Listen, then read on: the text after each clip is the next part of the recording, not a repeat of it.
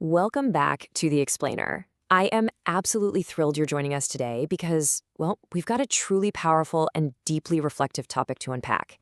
We're going to be exploring the socioeconomics of human migration. And to do this, we're going to be guided by an incredibly thought-provoking article written by Oluyomi Oladavid. In her writing, she doesn't just look at cold data and borders. Instead, she looks at the deeply human, economic, and social threads that tie literally all of us together when we move across the globe. So let's jump right into her insights and unpack these arguments. So I want you to think about this for a second. Have you ever lived outside your native country? It's a simple yes or no question, right? But the implications of that answer are absolutely massive. Olayomi actually opens her article with this exact question to instantly build a bridge of empathy. She points out that if you have ever lived in a location other than the exact spot where you were born, you possess a really unique vantage point.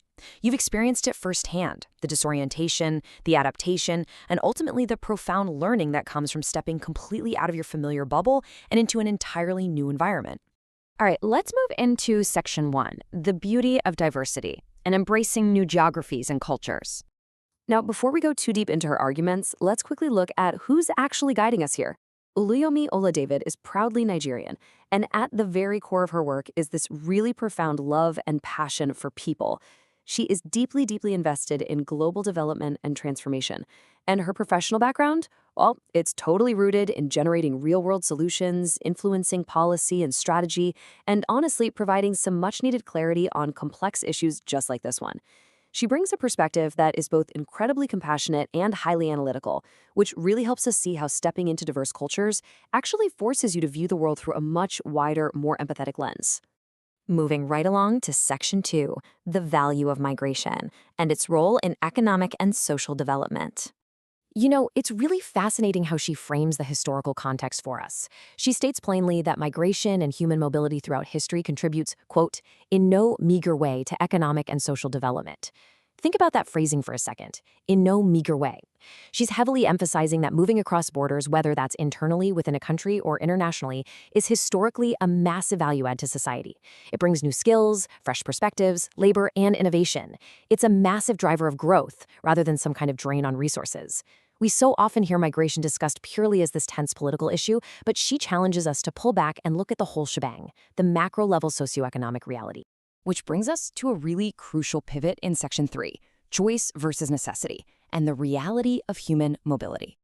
Now, this perfectly illustrates her core argument. It's like a night and day comparison. On one side, we have choice migrants.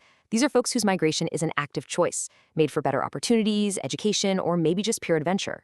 And as she explained earlier, this type of migration is totally value-adding. But then, in stark contrast, we have forced migrants. This is movement strictly as a matter of necessity. It completely, 100% lacks the element of choice. Her assertion here is incredibly firm.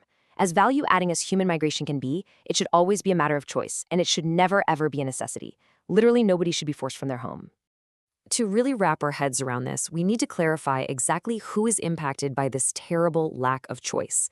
She specifically calls out refugees and IDPs, that stands for internally displaced persons.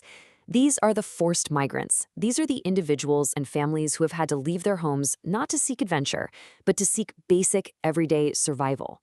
They're fleeing conflict, disaster, or persecution. Grounding ourselves in this definition really helps us understand the sheer gravity of forced migration and why her message is just so urgent for us to hear. Just let this sink in for a moment. She writes, every human deserves to live and thrive in peaceful, safe, and resilient societies that provide opportunities for all. Notice how she doesn't say some humans or citizens of certain nations. Nope, she says every human. She is fiercely underscoring a universal human right. Honestly, this is the entire foundation of her philosophy on global development. The very fact that forced migrants even exist means that we as a global community are failing to provide these safe, resilient societies. Let's look at some solutions in Section 4, safe migration for all, and creating sustainable societies. What I love is that she doesn't just present this huge problem and leave us hanging. She offers a truly resolute, uplifting direction. She breaks down this really clear, actionable framework for the decade of 2020 to 2029. Step 1, we have got to actively work at creating sustainable human societies. That means fixing the root causes that force people to flee in the first place. Step 2, while we're doing that difficult long-term work, We must give what she beautifully calls the priceless gift of hope to forced migrants like refugees and IDPs. And finally, step 3. How do we actually give them that hope? By showing them that they belong. Integration, acceptance, and just basic human dignity. Those are the absolute keys here. And if you take away just one thing from this explainer, it boils down to this. Whether choice migrants or forced migrants, migrants are people just like us. She completely strips away all the complex policy jargon, all the tired political debating points, and brings it right back to the emotional, shared human core of her message.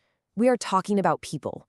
Mothers, fathers, kids, professionals, dreamers, people just exactly like you and me, trying to navigate a world that is sometimes wonderfully safe and sometimes dangerously unstable.